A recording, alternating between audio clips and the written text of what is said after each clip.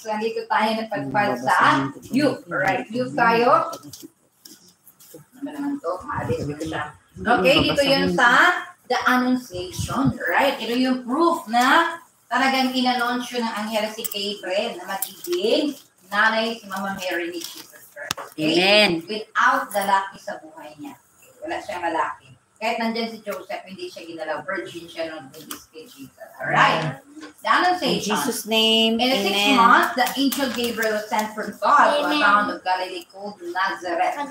He was sent to a virgin, who was betrothed to a man named Joseph of the family of David, and the virgin's name was Mary.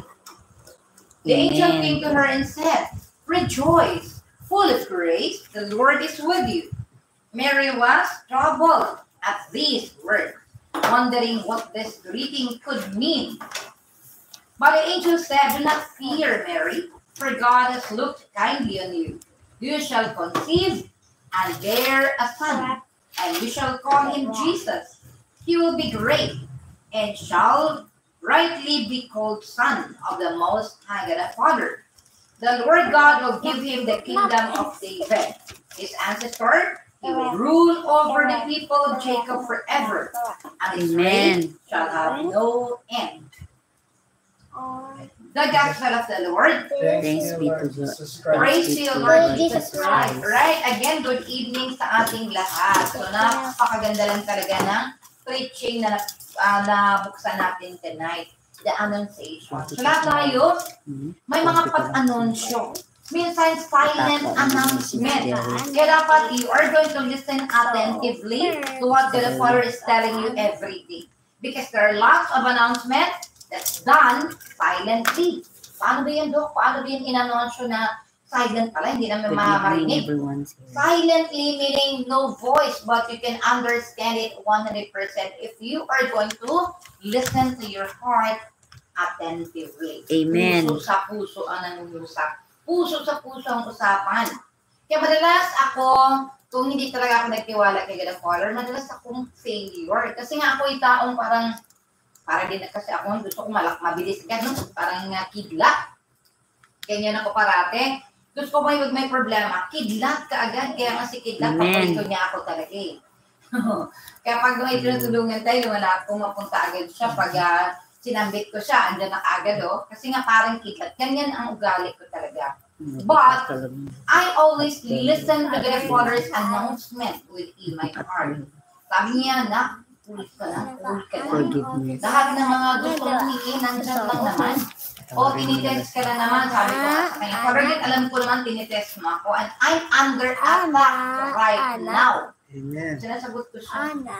Pag nakikipag-usap si God the Father sa inyo, sagutin mo. Pero sa maayos. And then you ask His guidance completely. And we're going to tell God the Father, "Oh, Father God, ikaw na bahala sa akin dahil nagtiwala ko siya kahit nakita ko ngayon, puro kadiliman na lang nakakalitin sa akin."